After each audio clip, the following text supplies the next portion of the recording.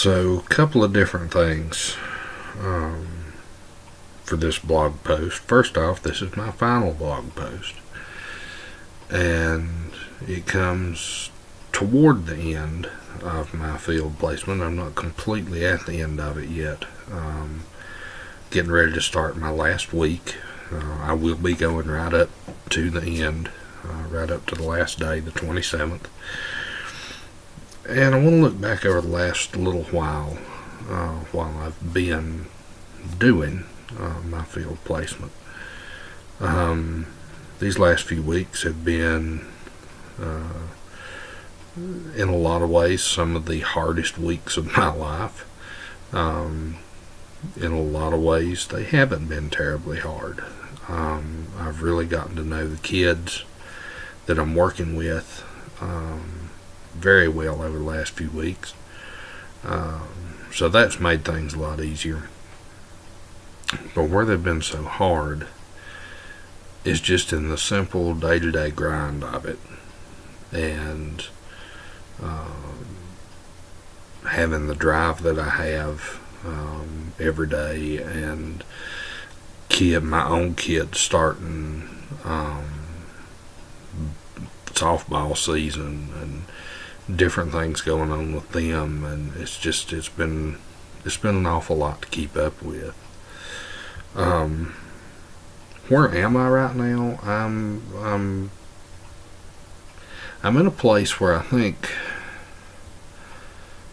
I've thought back over it a lot, and I'm really a lot better prepared now than I was when I started this, to teach, especially secondary ed students. I now know that I have to change my instruction around a little bit from what I've been doing with my college students, that I don't need to expect the same level of work from secondary students, for one thing, because it's not fair to them, because they're not as mature yet as my college students are. Not all of them are ready to do college level work. Some of them are. There are 2 or 3 of the kids in my U.S. history class that I could take and put into a college class tomorrow, and they'd be fine. But that's not nearly all of them.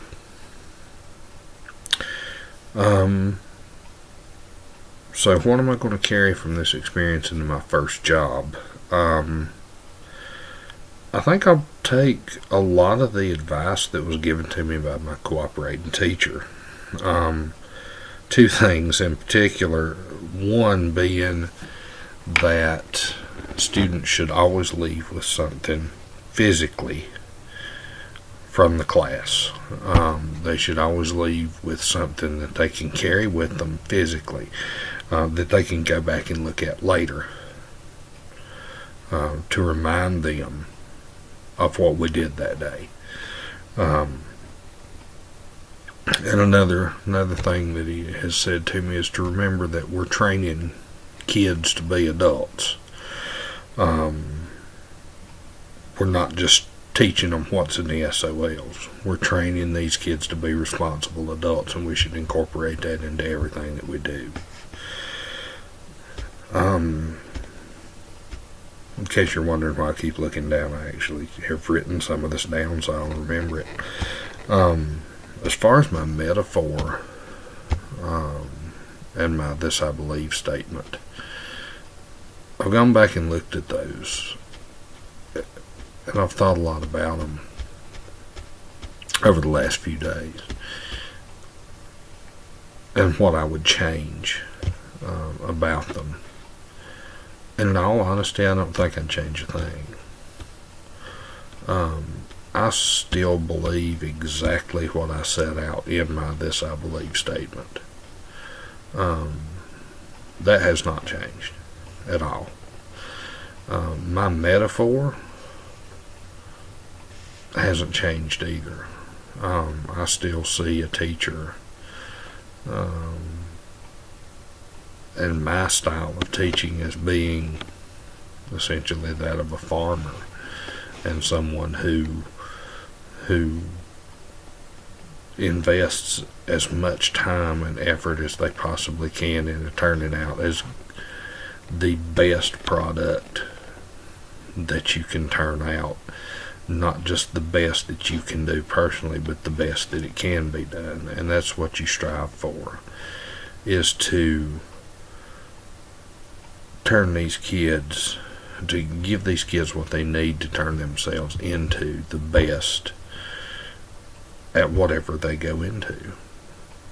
Whether it be teaching, whether it be engineering, whatever it be, it's up to us to give them what they need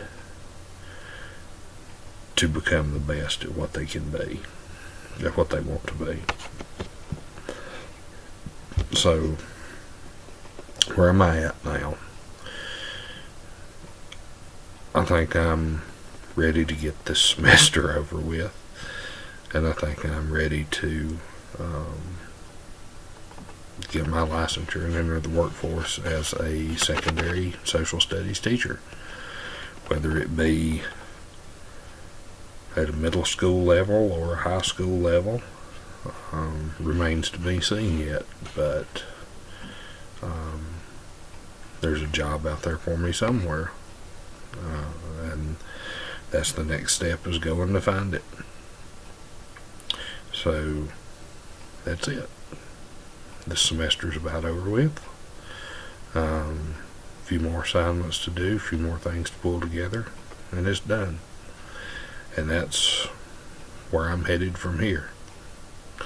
So that's it. Everyone have a wonderful night.